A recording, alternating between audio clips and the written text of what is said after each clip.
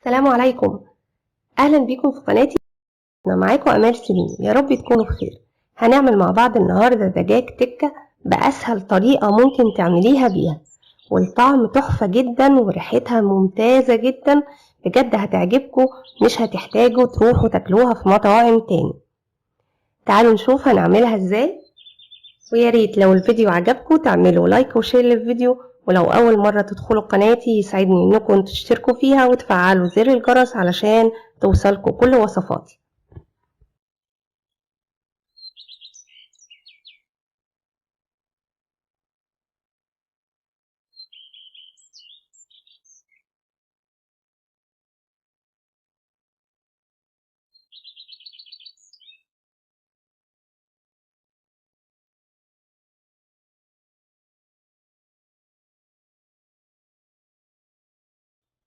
يلا نبدأ ونقول بسم الله. أول حاجة معايا فرخة أكتر من 2 كيلو، بفتحها نصين بالشكل ده. طبعا أنا بقول لكم الوزن عشان بناء عليه بنحدد كمية التوابل، يعني كل ما كانت الفرخة كبيرة كل ما بتزودي التوابل، لأنها لو فرخة صغيرة مش هتاخد نفس الكمية لا من الملح ولا من التتبيلة. وبنفتحها نصين بالشكل اللي انتوا شايفينه ده، وبغسلها كويس بالملح والخل. بعد ما افتحها نصين برجع اغسلها تاني بالملح والخل، عشان بيكون في اجزاء كده محتاجة تتنضف اكتر. وبعمل فيها فتحات بالشكل ده. هنعمل الفتحات بالطول والعرض زي ما هتشوفوا معايا كده.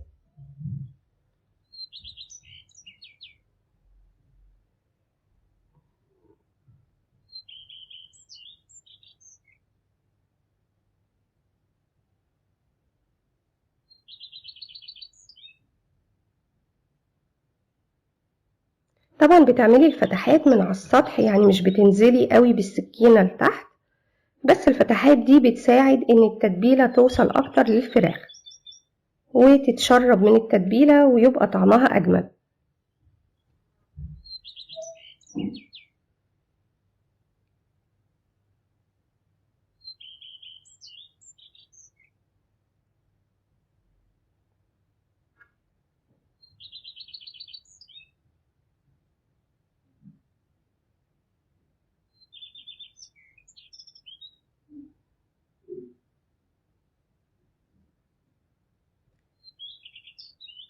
وهي كده جهزت معايا، هسيبها على جنب وابتدي احضر التتبيلة اللي هنقعها فيها.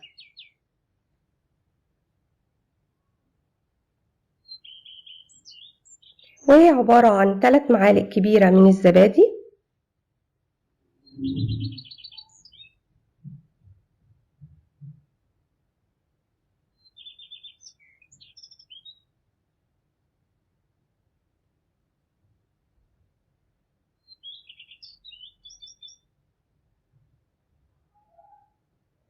وبضيف عليهم 2 معلقة كبيرة من الصلصة،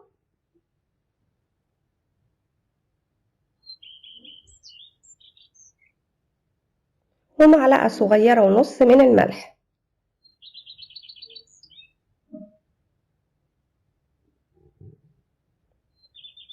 ومعلقة صغيرة ونص من البابريكا، وعليهم معلقة صغيرة من الكركم،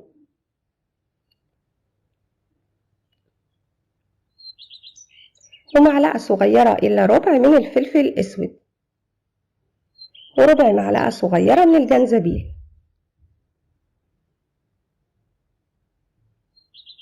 وبضيف عليهم 3 معالق صغيرة من توابل تكة، ودي جاهزة وبتشتريها من عند العطار، ودي أسهل طريقة لعمل فراخ تكة.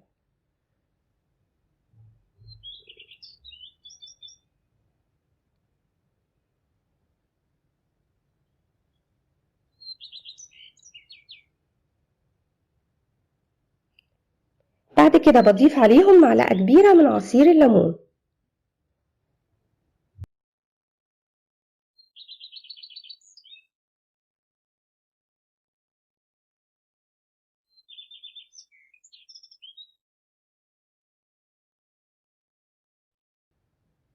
ومعلقة كبيرة من الزيت،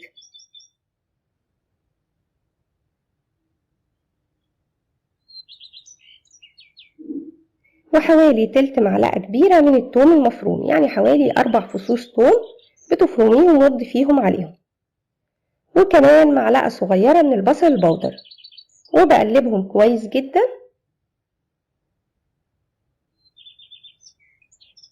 لحد ما يختلطوا مع بعض تماما.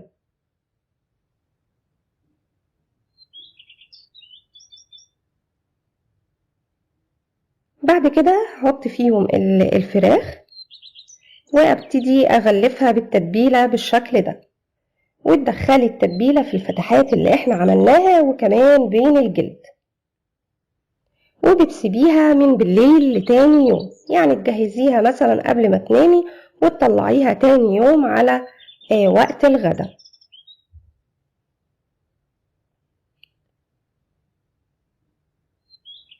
وتحاولي وهي في التلاجة تقلبيها زي ما انت شايفة كده من وقت للتاني، يعني ممكن تقلبيها مرتين، برضو بتخلي الطريقة دي بتخليها تشرب اكتر من التتبيلة. وادي شكلها بعد ما طلعت من التلاجة. لو عندك الشواية دي بتحطي فيها الفراخ، بتديها الشكل اللي هتشوفيه معايا. لو مش عندك مفيش اي مشكلة، بتحطيها على اي شبكة عندك فوق صينية زي ما عملنا قبل كده المشاوي، وبتحطيها عليها وتدخليها الفرن. الشواية دي على فكرة هي جميلة جدا واستخداماتها كتير قوي في المطبخ، وسعرها مش غالي خالص، يعني أكبر حجم فيها بيوصل لحوالي 60-70 جنيه، ده الحجم الكبير. لكن الحجم الصغير يعني ممكن يبقى ب30 جنيه أو 25 جنيه حسب المكان اللي انت شارياها منه. وبتحطيها بالشكل ده وبتقفليها، وبيكون تحتها صينية زي ما انت شايفة. لو حابة الصينية من تحت ما يعني تحافظي يعني ما تتوسخش أو كده، بتحطي ورق فويل. لو مش حابة مش مشكلة، هي بتتغسل بكل سهولة. وهي بتاخد في الفرن من ساعة ونص لساعتين إلا حسب الفرن بتاعتك. ودي بعد ما استوت زي ما انت شايفة كده. مش هقولك الريحة عاملة ازاي، بجد ريحتها تحفة جدا، وشكلها هو ده الشبكة دي هي اللي بتديها شكل المربعات اللي انت بتشوفيه ده في دجاج تكة. فعلا كان طعمها رائع جدا، يعني بجد لو جربتيها هتعجبك بإذن الله. كمان ممكن تعمليها في أي عزومات عندك أو في البيت، مش هتخلي الأولاد يفكروا ياكلوا فراخ من بره. يعني فكرة المطاعم تقريبا كده مش هيفكروا فيها، يعني لأنها بجد حلوة وكمان أوفر.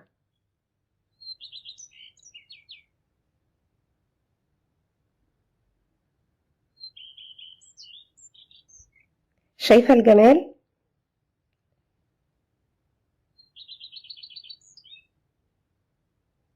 طبعا لو استوت وحاسة انها ما خدتش اللون المناسب بتفتحي الشواية. جميلة جدا، بتعملي جنبها اي حاجة تحبيها، يعني ممكن تعملي رز، ممكن تعملي تومية. انا عملت طحينة لان الاولاد بيحبوا سلطة الطحينة قوي.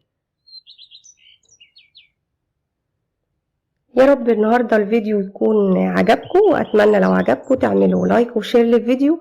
ولو اول مرة تدخلوا قناتي ياريت تشتركوا في القناة وتفعلوا زر الجرس علشان توصلكوا كل وصفاتي. بحبكم في الله، امال سليم.